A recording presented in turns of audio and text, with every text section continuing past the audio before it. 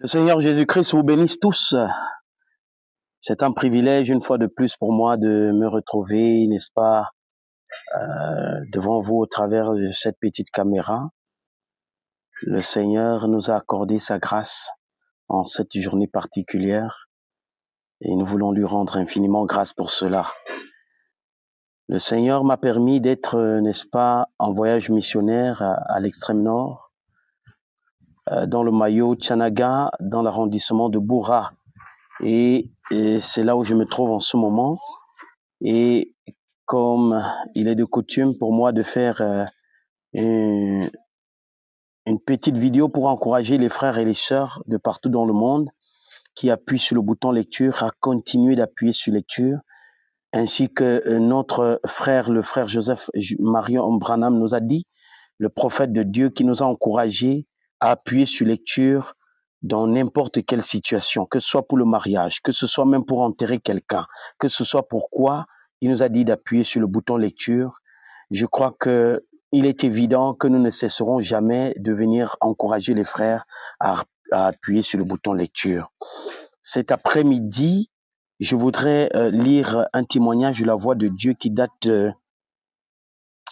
du 25 d'août 2003, mais qui a été publié le 25 janvier 2004 dans le magazine Catch the Vision, CTV, ou Saisissez la vision. Je vais lire immédiatement. Au début, c'était un secret, puis c'est devenu un chuchotement qui circulait de bouche en bouche. Ce livre est renversant, radical. Voilà le chuchotement. Ce livre est renversant, radical, même choquant par endroits. Il contient des déclarations brutales au sujet des dénominations et même des pentecôtistes. Le pasteur ne serait peut-être pas content d'apprendre que nous lisons ce genre de choses, mais peu importe, il faut que tu lises ce livre. Il révèle la parole plus que tout ce que tu as entendu jusqu'à maintenant. Seulement, il faut garder le secret.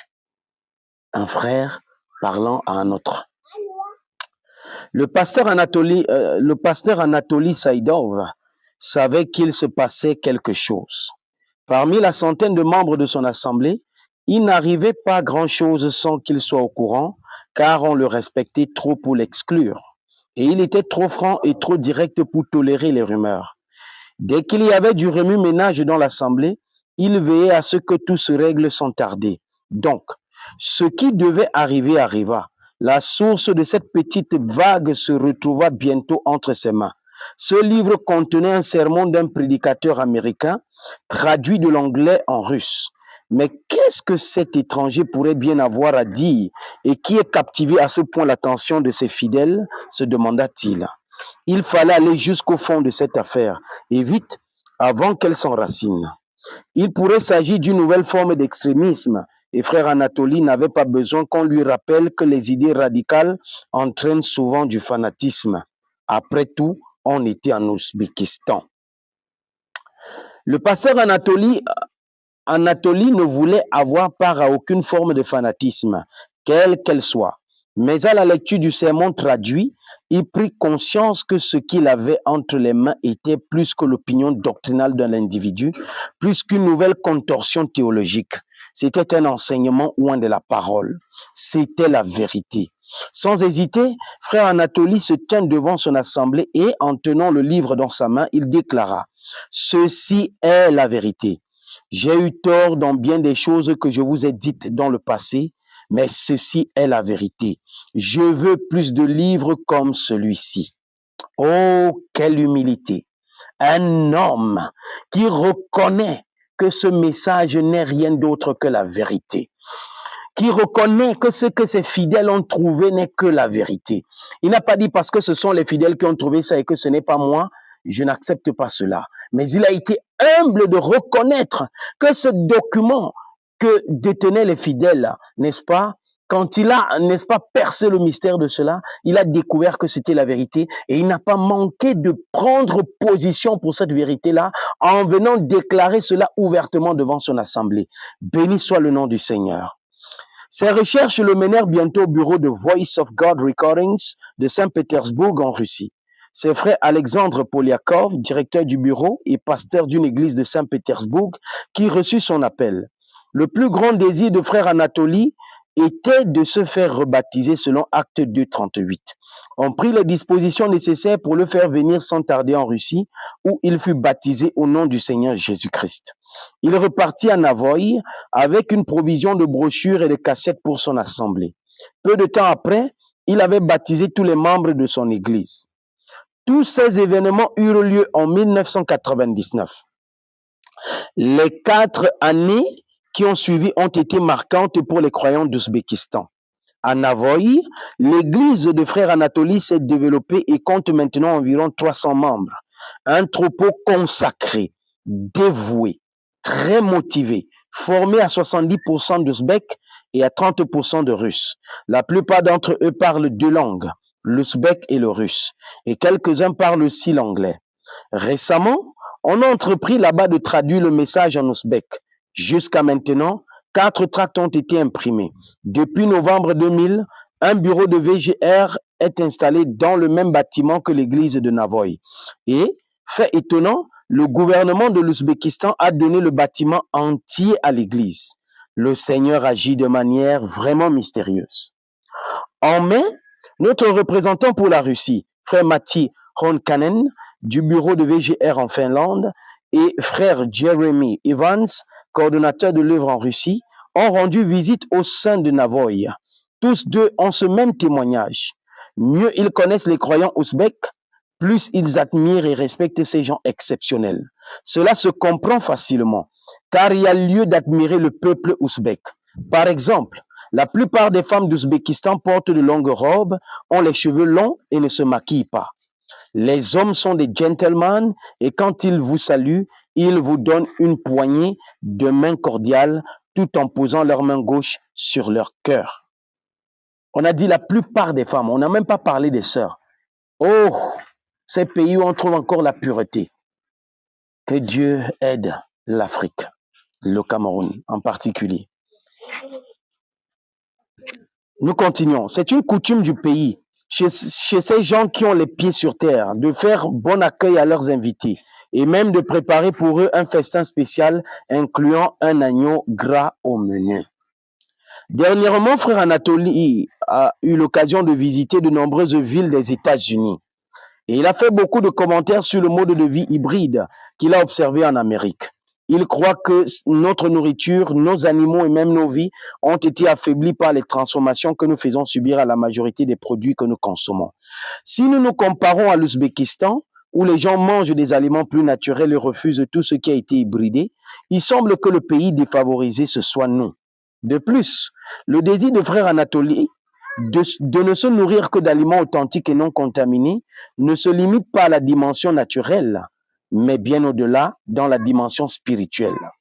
Lui et les croyants de son église déclarent ouvertement que seule la nourriture spirituelle qu'il désire, c'est la nourriture pure, la parole. La nourriture spirituelle en sa saison, telle qu'elle a été apportée par le prophète Frère Branham. Quel témoignage inspiré du ciel dans la bouche de ces gens qui ont la réputation d'avoir les pieds sur terre. Ces gens qui ont la réputation d'être rigides, rigoureux, fermes sur leurs décisions. Un frère, un ministre qui est dans un peuple, qui est parmi un peuple qui a les pieds sur terre, qui est rigide, rigoureux, a pu reconnaître que ce que William Branham dit est la vérité et a pris position pour ce message. Son assemblée a pris position pour ce message. Ils se sont fait rebaptiser conformément à ce qu'enseigne la Bible, tel que William Branham l'a enseigné. Et tous, le pasteur et son assemblée reconnaissent unanimement, n'est-ce pas, que la nourriture spirituelle en sa saison, telle qu'elle a été portée par le prophète Branham, est la seule nourriture qu'il désire. Et le message nous dira la même chose, que c'est la seule chose qui prépare l'épouse pour l'enlèvement. Nous prenons un témoignage qui est parallèle, n'est-ce pas, à ce que nous venons de lire tout à l'heure. Concernant le frère Anatoly, nous allons prendre un témoignage parallèle. Cette sœur du Kazakhstan menait une vie confortable, voire même privilégiée, Un jour, son fils devint candidat à la présidence. Un jour, son fils devint candidat à la présidence. Un parti politique rival mena alors une dure campagne de harcèlement et de persécution contre lui, ce qui bouleversa la vie de cette femme. Le gouvernement du Kazakhstan se vante d'avoir une démocratie multipartite, mais la réalité est qu'il use de terrorisme pour éliminer tout groupe d'opposition. La vie devint presque insupportable pour elle. Elle se mit à chercher auprès de Dieu une solution à sa situation. Un jour, désespérée, elle promit à Dieu de quitter la ville où elle habitait et de voyager sans arrêt jusqu'à ce qu'il lui dise d'arrêter. Elle lui demanda de la conduire vers la vérité. Jésus a dit, venez à moi, vous tous qui êtes fatigués et chargés, et je vous donnerai du repos. Et le repos, c'est la parole. Le repos, c'est le Saint-Esprit qui est dans la parole. Oh, béni soit le nom du Seigneur. Le lendemain matin, elle prit le premier autocar qui quittait la ville. La première étape de son voyage l'amena à Tashkent, en Ouzbékistan. Arrivée là-bas, elle n'eut pas à cœur d'y rester et prit donc de nouveau le prochain autocar qui quittait la gare. Cette fois, sa destination était la ville de Navoï. Elle ne connaissait personne dans cette ville, mais peu importe, elle continuerait à avancer jusqu'à ce que Dieu dise qu'elle devait s'arrêter. À la gare de Navoï, elle rencontra une personne aimable avec laquelle elle échangeait quelque part. Au cours de la conversation, elle exprima à cette personne qu'elle cherchait par-dessus tout la vérité, avec grand V. Son nouvel ami lui conseilla de Navoï et de parler avec le pasteur d'une église de la ville, frère Anatoly. Quand elle rencontra Anatoly, il lui parla de Branham et lui expliqua qu'il avait été envoyé par Dieu, uni d'un destiné à appeler l'épouse de Christ à sortir des ténèbres. Le frère Anatoly lui a parlé de frère William Marion Branham. Il ne lui a pas parlé de lui et de son ministère. Il lui a parlé de William Branham et de son ministère et de la mission de William Branham d'apporter un message qui appelle une épouse, l'épouse de Jésus-Christ, à sortir des ténèbres. Il lui montra une photo sur laquelle, à leur grande surprise à tous les deux, elle reconnut tout de suite frère Branham. En effet, quelques jours avant son départ, elle l'avait vu en songe. Il prêchait du haut d'une chaire avec une colonne de feu au-dessus de sa tête, exactement comme sur la photo que frère Anatoly tenait dans sa main. Elle comprit que son voyage était terminé. La sœur a trouvé la vérité.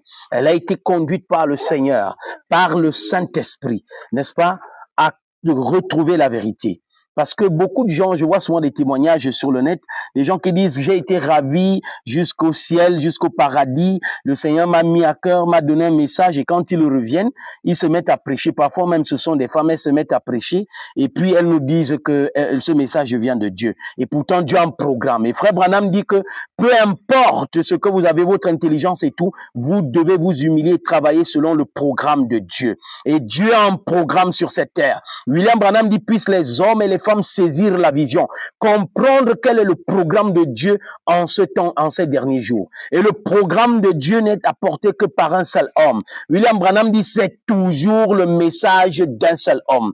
Et il n'y a pas de message sans le messager, car le message et le messager sont un. Nous ne pouvons donc pas apporter ce message sans le messager lui-même. Voilà pourquoi nous appuyons sur le bouton lecture. Donc j'exhorte beaucoup de nos frères qui pensent que en dehors de ce message, on peut avoir la vérité. Je suis désolé. Nous ne voulons pas les bribes de la vérité. Nous voulons toute la vérité, parce que le Saint-Esprit nous conduit dans tout la vérité. Et cette sœur qui n'était pas croyante du message, qui cherchait la face de Dieu, a décidé de chercher la vérité et le Seigneur l'a conduite à retrouver le message de William Marion Branham. Le Seigneur lui a donné une vision et le témoignage du pasteur Anatoly sur William Branham et la photo qu'il avait donnée était conforme au songe qu'elle avait eu. Et voilà où se trouvait la vérité. Nous allons, n'est-ce pas, renchérir cela et clore, n'est-ce pas, notre petite vidéo de ce matin avec le témoignage de William Branham dans la bande sur les ailes d'une colombe blanche comme la neige, prêché, n'est-ce pas, le soir du 28 novembre 1965 à partir du paragraphe 9. William Branham dit ceci, j'aimerais donc, point de suspension, il y a juste une petite chose, un petit incident qui s'est produit. On me racontait tout à l'heure qu'un frère, qui est peut-être ici ce soir, à la réunion, venait juste de quitter le système dénominationnel. Voulant entendre parler du message, il est venu à Shreveport, mais il s'est égaré.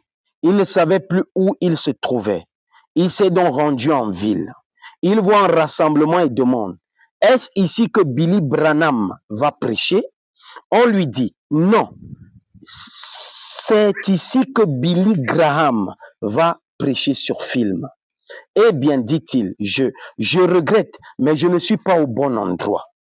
Frère Branham dit que Billy Graham fait partie des 3 messagers que Dieu a envoyés pour les nations et que Billy Graham, Oral Roberts étaient envoyés, n'est-ce pas, vers les dénominations afin d'apporter un message comme les 2, n'est-ce pas, anges qui sont allés à Sodome pour aveugler les gens, mais que celui qui était resté avec Abraham, le groupe des élus, n'est-ce pas, préparer l'épouse à être en dehors, n'est-ce pas, des tribulations. Béni soit le nom du Seigneur. Il poursuit son chemin en se disant, maintenant Seigneur, où vais-je aller? Puisqu'on lui a dit que c'était les réunions de Billy Graham, mais lui va aller là où Billy Branham apporte la parole.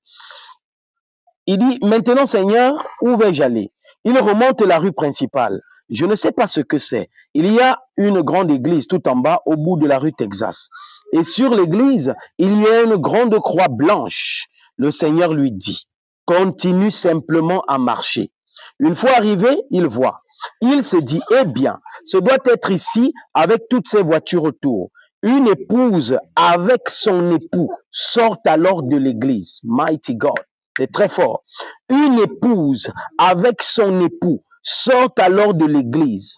C'était hier soir, il y a eu un mariage, je les ai vus sortir. Le Seigneur lui dit, c'est cela. Tu quittes maintenant le système dénominationnel pour entrer dans l'épouse et t'en aller avec l'époux. Voyez-vous? Voyez? Le Seigneur dit à ce frère, tu quittes maintenant le système dénominationnel pour entrer dans l'épouse et t'en aller avec l'époux. Et quand il arrivait à l'église, dehors, il a vu une épouse avec son époux sortir de l'église. Et le Seigneur lui dit, tu quittes maintenant le système dénominationnel pour entrer dans l'épouse et t'en aller avec l'époux. Voyez-vous, voyez. Frère Branham conclut ici. Je faisais remarquer à ma femme en descendant la rue que la lune est une étoile, Almighty God. William Branham dit dans la bande de Shalom que la lune est l'épouse du soleil. C'est-à-dire que le soleil est le type de Jésus-Christ, la lune est le type de l'épouse et que l'étoile, c'est le messager. Frère Branham dit, je faisais remarquer à ma femme en descendant la rue que la lune et une étoile semblaient suspendues juste au-dessus de cette croix. Alors que nous nous approchions, je pense que je remarque particulièrement les petites choses comme celle-là qui sont peut-être une sorte d'éloge à ma foi en Dieu et à mon ministère. Béni soit le nom du Seigneur. Vous voyez le parallèle qu'il y a avec, n'est-ce pas, le témoignage du pasteur Anatoly et, n'est-ce pas, le témoignage de notre sœur Kazak. Béni soit le nom du Seigneur. Que le nom de Jésus-Christ, oh vraiment, soit béni. C'est merveilleux. C'est merveilleux. Tous ces signes, toutes ces petites choses qui se rapportent à la parole. Le Seigneur, pourquoi le Seigneur ne lui a pas dit que s'il allait dans les réunions de Billy Graham, il était entré dans l'épouse? Pourquoi la sœur Kazak qui marchait n'a pas trouvé un autre prédicateur ou un mouvement de Billy Graham ou d'Oral Roberts? Pourquoi le frère Anatoly, quand il a vu qu'il y avait une rumeur dans l'église, n'est pas tombé sur, n'est-ce pas, les déclarations de Billy Graham et de tous les autres? Nous sommes en 99 là. William Branham n'était plus sur la terre, mais Billy Graham vivait encore. Oral Roberts vivait encore. Oral Roberts est rentré à la maison en 2009. Billy Graham est rentré à la maison en 2018. Pourquoi ces gens-là ne sont pas tombés sur quelqu'un d'autre? Il n'y a que ce message qui prépare l'épouse pour l'enlèvement. J'entends dire d'autres ministres que en dehors du message, on peut avoir ceci, cela. Je suis désolé. Il a été dit à William Branham, comme Jean-Baptiste a été le précurseur de la première venue de Jésus-Christ, ton message préparera la seconde venue de Jésus-Christ. C'est ce message apporté par William Marion Branham qui prépare l'épouse pour l'enlèvement. Voilà pourquoi nous appuyons sur le bouton lecture et que nous insistons sur le fait de n'appuyer que sur le bouton lecture parce que c'est la seule chose qui prépare l'épouse pour l'enlèvement. Quand nous prêchons dans nos assemblées, est-ce que nous insistons sur le fait que nous devons nous préparer pour l'enlèvement? Est-ce que nous insistons sur le fait que nous devons être prêts pour la venue imminente du Seigneur Jésus-Christ? Ou alors, nous sommes dans les œuvres sociales, ce qui n'est pas mauvais. Mais l'épouse se prépare en vue de l'enlèvement qui ne va pas tarder. Et ce n'est qu'en appuyant sur le bouton lecture que nous pouvons recevoir la qualité de foi et la quantité de foi nécessaire pour cet enlèvement. Romains 10, 17 dit, la foi vient de ce qu'on entend de la parole de Dieu. Et la parole du Seigneur vient au prophète. Et Jésus dit, c'est le Fils de l'homme qui sème la bonne semence. Et William Branham dit que le Fils de l'homme, c'est le prophète. C'est Dieu sous la forme du prophète. Et la bonne semence est apportée par le prophète. Béni soit le nom du Seigneur. C'est pourquoi nous appuyons sur le bouton lecture pour entendre la voix de Dieu. Et Frère Branham dit que la semence prédestinée sera attrapée quand la bande ira là-bas. Béni soit le Seigneur qui nous a conduits, n'est-ce pas, dans ce voyage missionnaire ici, dans l'arrondissement de Bora, dans le département du Mayo-Tchanaga, dans la région de l'extrême nord, pour venir passer les bandes comme les deux espions qui sont entrés dans la ville de Jéricho et qui sont entrés dans la maison de Rahab. Frère Branham dit, quelques frères ont dû s'infiltrer et sont arrivés, ont dû faire un saut chez elle et ils se sont infiltrés et ont passé les bandes dans la maison de Rahab qui a fait de sa maison une église destinée à recevoir le message.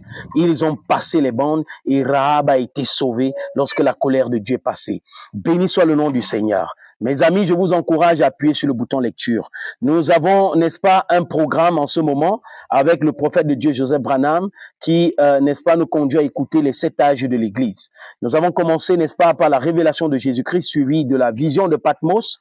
La semaine surpassée, nous avons écouté l'âge de l'Église d'Éphèse. Ensuite, nous avons écouté l'âge de l'église de Smyrne. Et ce week-end, nous allons écouter l'âge de l'église de Pergame. Je vous invite donc, lorsqu'il sera 12h heure de Jeffersonville, 17h heure locale, à écouter le sermon intitulé l'âge de l'église de Pergame. Que le Seigneur bénisse, n'est-ce pas, sa parole lorsque vous serez assis et rassemblés avec les aigles de partout dans le monde, quand nous nous asserrons en même temps pour entendre la voix de notre Seigneur Jésus-Christ retentir dans le cœur de son épouse, dans les oreilles de son épouse. Que Dieu vous bénisse. N'oubliez pas le Quiet Time international demain quand il sera midi heure locale, 7h heure de Jeffersonville au rassemblement des aigles. Que Dieu vous bénisse tous. Shalom.